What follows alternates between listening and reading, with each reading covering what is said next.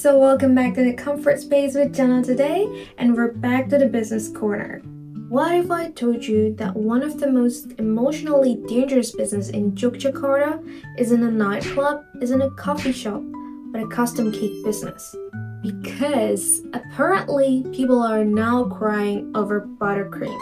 And honestly, when a cake shop somehow becomes a workshop space, an intimate cafe, and a place to celebrate memories, relationship, or even long-distance love, maybe it's no longer than just a cake business, isn't it? And today we're talking to the founder behind Cake in the Box.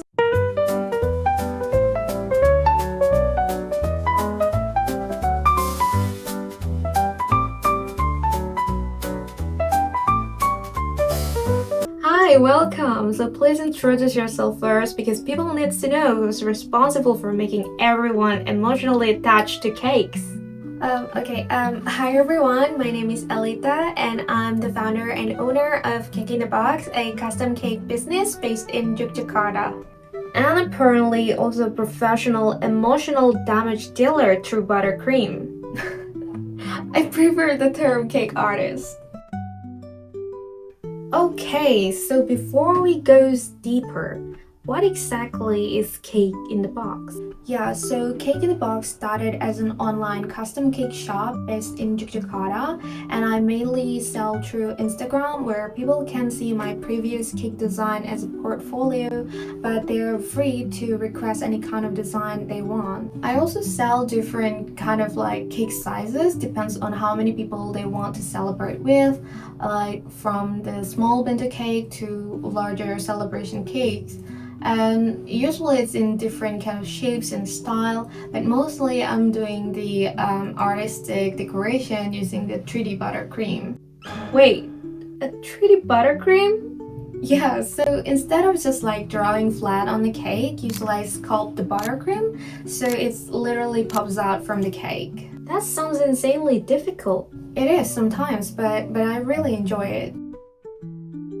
So, why cake specifically? Why start this business? So honestly, it started because I don't really have patience for office jobs and I've always liked art and baking and I wanted to combine both together. And I graduated from vocational school where I learned about culinary, like food productions, many different kind of food. But I feel like cakes was always my favorite in like making it because how creative it can be. I was also inspired by Korean cake artists online. At the time, like artistic and 3D buttercream cake was still very rare in my city. So I'm thinking like, rather than waiting for someone else start it, why shouldn't I do it first? And for me, cakes are not just dessert. Like people usually buy cakes during emotional moments like birthdays, celebrations, surprises, or just a self-reward. So I wanted each cake to represent feelings and messages. I wanted customers to feel like their emotion could actually come alive through the cake design. So basically, emotional support buttercream. Exactly.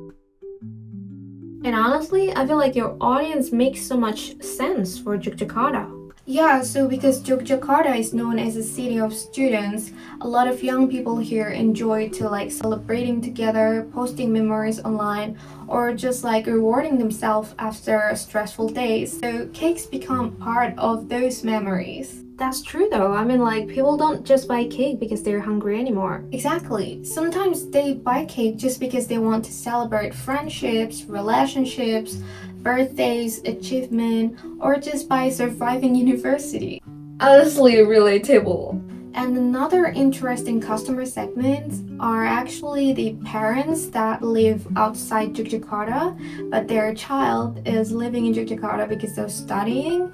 So they will like order the cakes from me and I will be the one that delivering it to their child. I feel like that's very interesting and sweet. That's actually really sweet emotionally. Yeah, and I think that's why I see my cakes as more like emotional experience rather than just a product.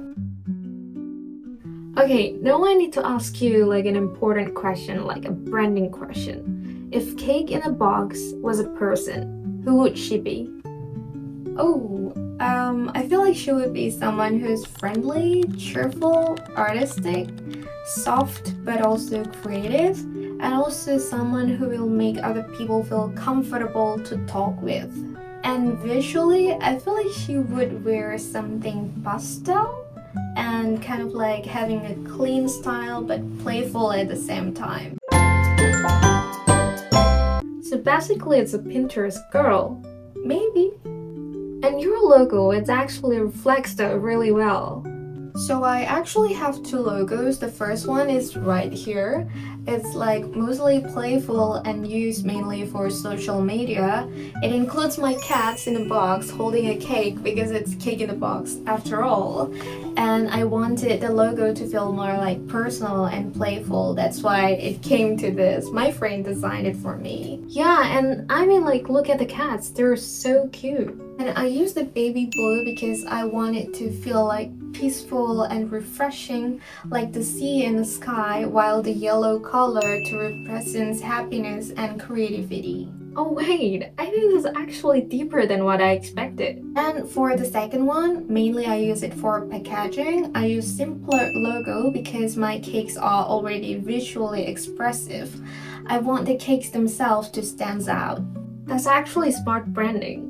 So why did you name it Cake in the Box? So I wanted something simple and easy to remember. When people buy cakes, they usually receive a cake in a box. So I wanted the name to directly connect to that experience.